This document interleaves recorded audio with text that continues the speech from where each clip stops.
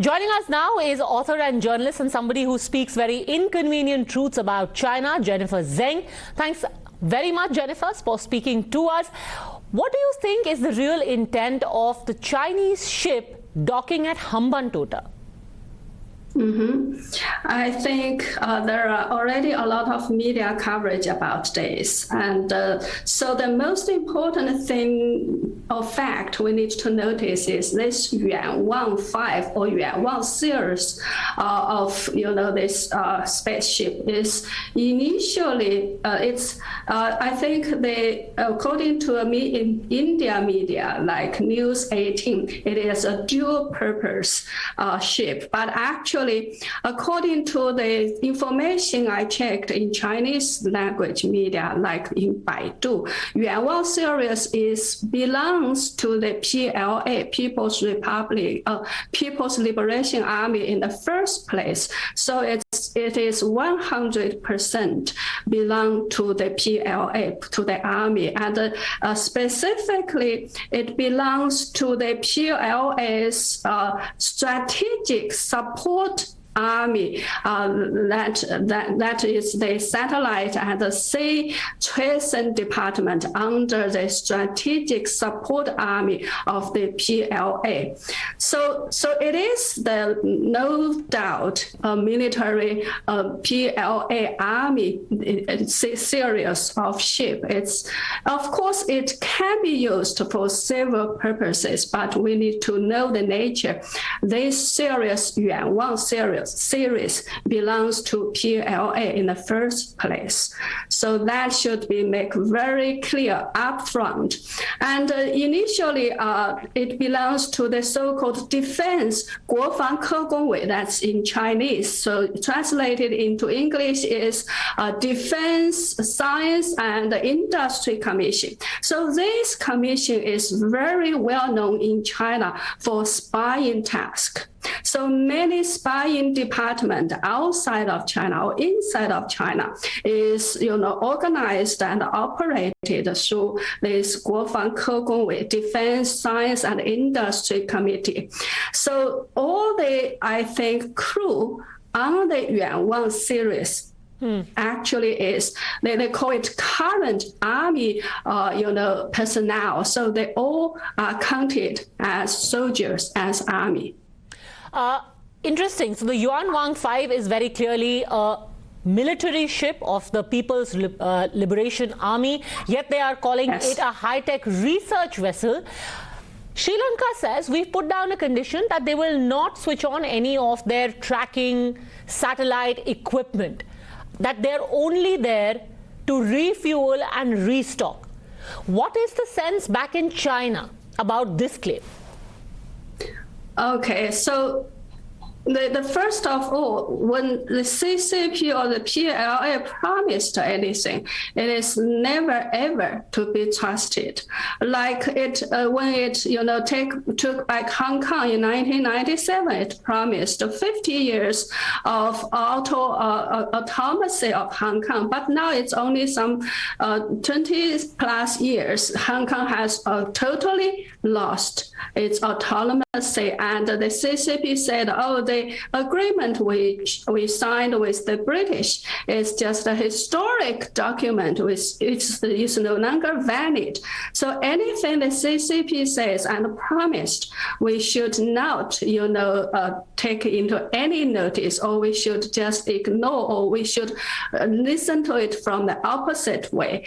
So it is no doubt a PLA ship, and it is capable of tracing all the movement, not only on the sea, but also of the rocket, satellite, and the spaceship. All kinds of, this movement can be traced by this ship. They have no doubt all the equipment on the ship is stored there, and it is capable of doing this. Whether it will do it or not, we can say we really don't know, and we really don't want to trust whatever the CCP promises. But the history records shows the CCP never keep its promise, or it's open their mouth, it's lies. is the real purpose of the presence of this ship in Hambantota? What is the buzz you're picking up on that?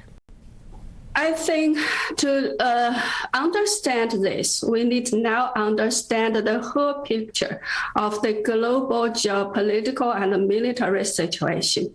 Recently, we all know the tense and especially military tension in the Taiwan Strait area has been escalating to the point that the CCP threatened to shoot down, Nancy Pelosi, the Speaker of U.S. Congress, to shoot down her flight when she visited Taiwan.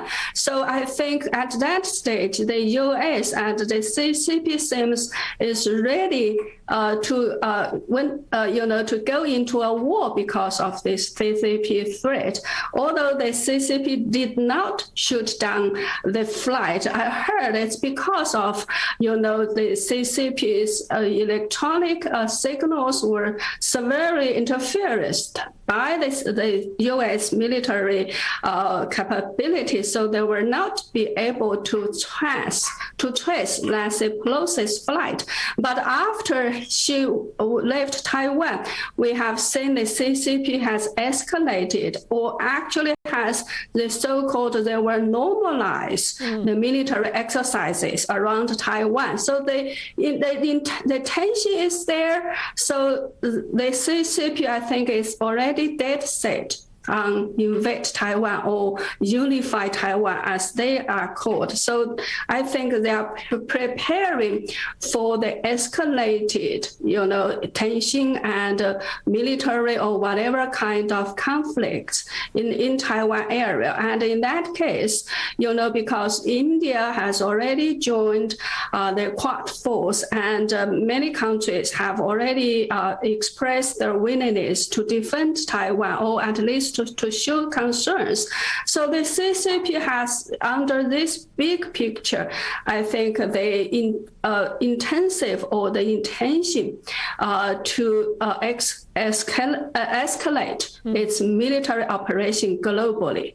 So you're saying that the long-term goal is Taiwan. India is right now only a short-term mission. Do you also see more such ships being sent into the Indian Ocean by China? This is just the beginning of many.